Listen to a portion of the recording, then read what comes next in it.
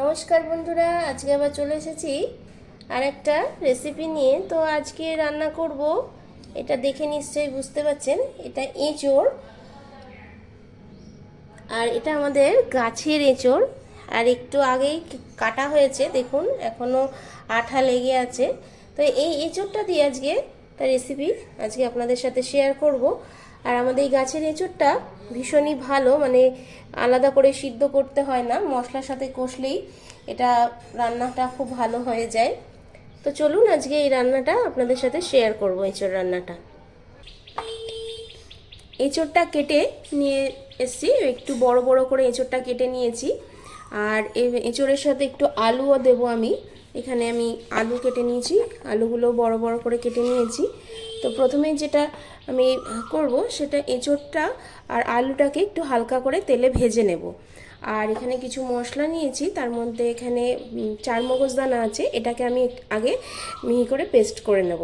এঁচোড়টা যেহেতু আজকে কষা করব, তাই জন্য আগে একটু তেলে ভেজে নেব। খুব বেশি তেল দেব না, অল্প তেলেই একটু আগে ভেজে নেব। তেলটা ভালো করে গরম হয়ে গেলে তারপরে এঁচোড়টা দিয়ে দেবো। তেলটা খুব ভালো মতো গরম হয়ে গেছে, এবার তেলের উপর এঁচোড়গুলো দিয়ে দেবো।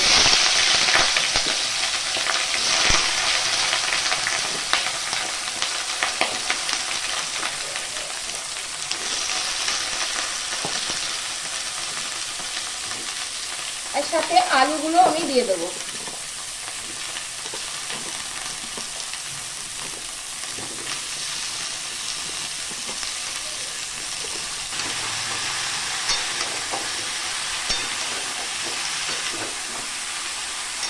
একটু হলুদ গুঁড়ো দিয়ে দেবো।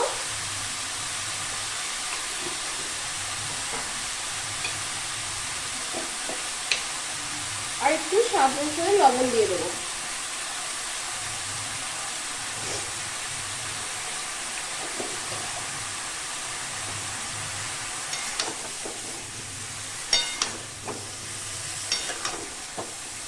এটাকে ভালো করে ভেজে নেব। গ্যাসের ফ্লেমটা হাই রেখে এটাকে ভেজে নেব।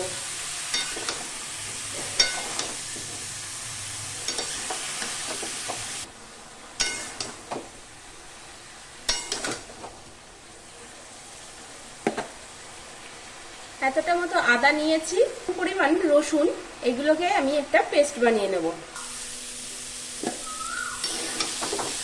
এঁচোড়টা বেশ ভালো করে ভাজা হয়ে গেছে, একটু একটু নরমও হয়ে এসছে। এবার এঁচোড়টাকে আমি নামিয়ে নেব। এবার এঁচোড়টা রান্না করার জন্য ওই কড়াইটা ধুয়ে নিয়েছি। এবার কড়াইয়ে সর্ষের তেল দিয়ে দিলাম, 3 চামচ মতো সর্ষের তেল দিয়ে দেবো।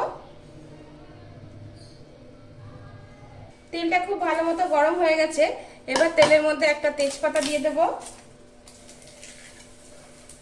2টো শুকনো লঙ্কা, একটা দারচিনি,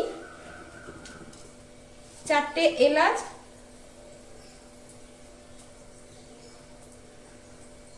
লবঙ্গ সব দিয়ে দিলাম।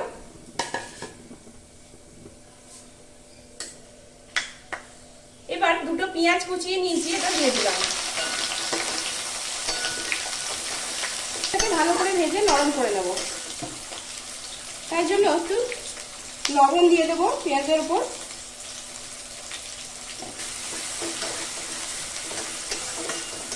এই এঁচোড়ের কষা কিন্তু মাছ মাংস থেকেও বেশি ভালো লাগে খেতে। আর এটাতে চিংড়ি মাছ দেওয়া হয়নি, বা অনেকে খাসির চর্বি দিয়েও রান্না করেন, তার থেকেও কিন্তু এটা খুব বেশি ভালো স্বাদ আসে খেতে, এরকমভাবে এঁচোড়ের কষা রান্না করে খেলে।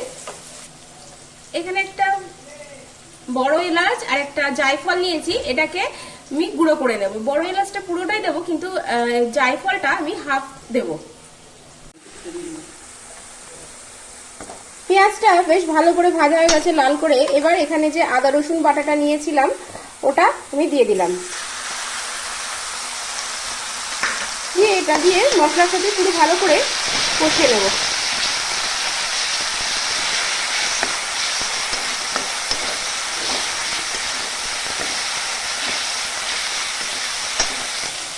আদা রসুনটা দিয়ে দিয়েছি, এবার লঙ্কা গুঁড়ো আর হলুদ গুঁড়ো দিয়ে দিলাম।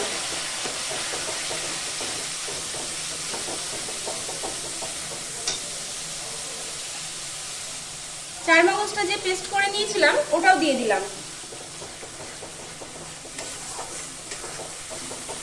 এই চার মগজ বাটাটা দিলে কিন্তু আরো টেস্ট আরো বেড়ে যায়।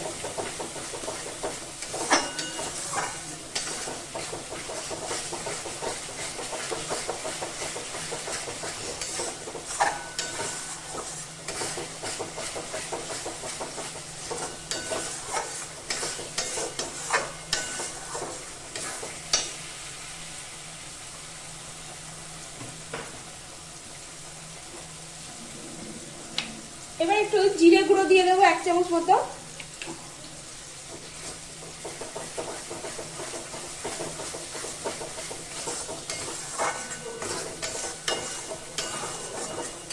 মশলাটাকে বেশ ভালো করে কিছুক্ষণ ধরে কষিয়ে নেব, যতক্ষণ না মশলা থেকে তেল ছেড়ে আসছে।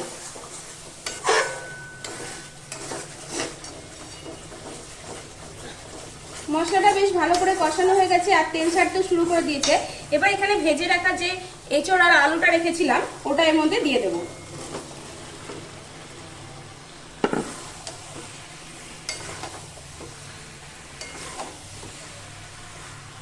এবার মশলার সাথে এঁচড় আলুটাকে ভালো করে কষিয়ে নিতে হবে।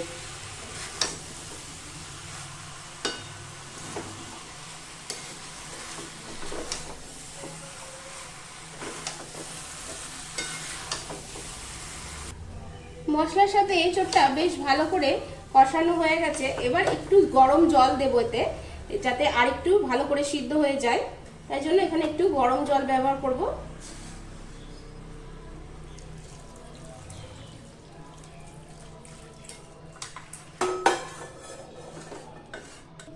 এখানে জায়ফল আর জয়িত্রী যেটা গুঁড়ো করেছিলাম সেটা অল্প কিছুটা দিয়ে দেব।